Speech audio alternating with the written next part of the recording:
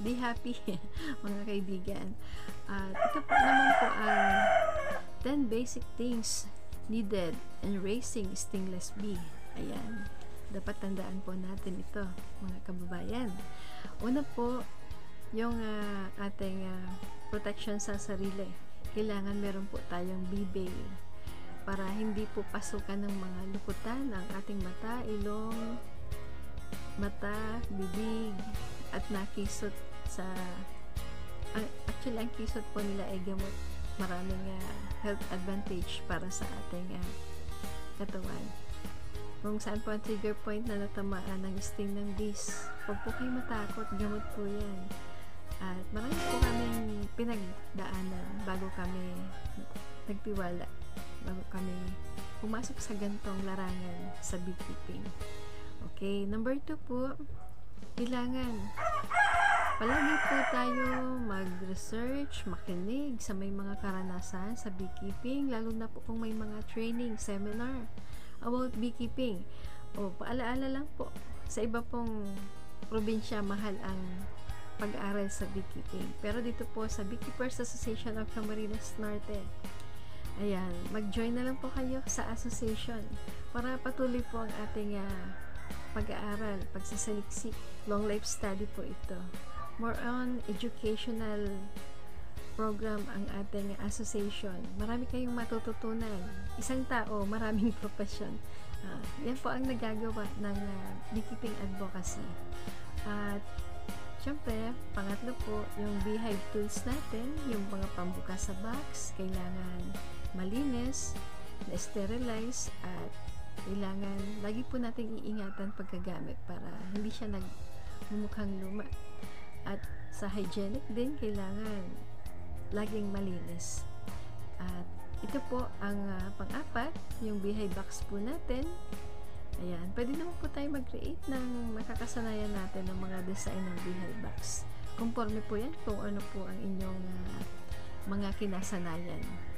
At ganoon din po sa bee stand, yan, kailangan maging sigurista po tayo at aalagaan lagi na kailangan hindi siya maakyat ng langgam, ng butiki, ng ipis, ng manok, ng ibon. Marami po siyang kalaban.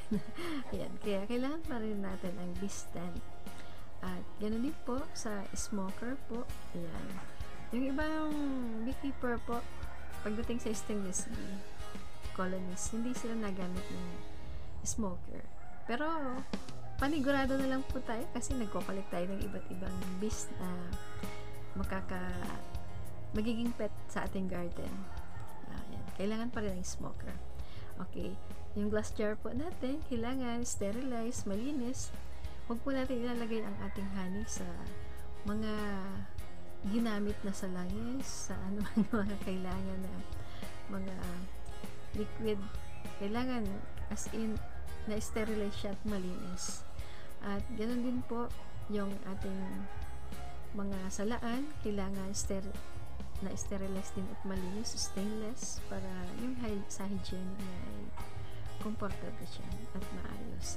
At syempre, yung mga honey bottles po natin, yan, kailangan sterilize at hindi nako-contaminate at hindi rin adulterated at hindi rin fake ang ating mga produkto. Iwasan po natin sa quality control po ng Beekeepers Association of Camarines Norte. Hindi po natin kailangan i-adulterate ang ating produkto. Kailangan maging safe at ingatan po natin ang ating pangalan. Yan po ang advice namin sa aming mga miyembro. Kailangan i-save natin yung pagiging natural niya. Lalo na po sa pag-aalaga ng bees. Kaya kahit magsimula muna po tayo sa stingless bees. At syempre, paalala lang po, kung gusto niyo po magsimula sa beekeeping, kung isa kayo sa inyong garden, meron mga fruit-bearing trees, meron flowering plants, at meron din pong mga coconut, yan, iba't ibang klaseng fruit-bearing trees, lalo na po yung mga madadagta. Pwede na po kayo makapag-start sa beekeeping. Dahil pag nag-alaga po kayo ng stingless bee, 100% mabubuhay na po yan sa inyong area, lalo na po kung meron mga food source. Ayan, at marami po tayong pwedeng pag-usapan. Ika nga, long lifestyle po ang ating beekeeping.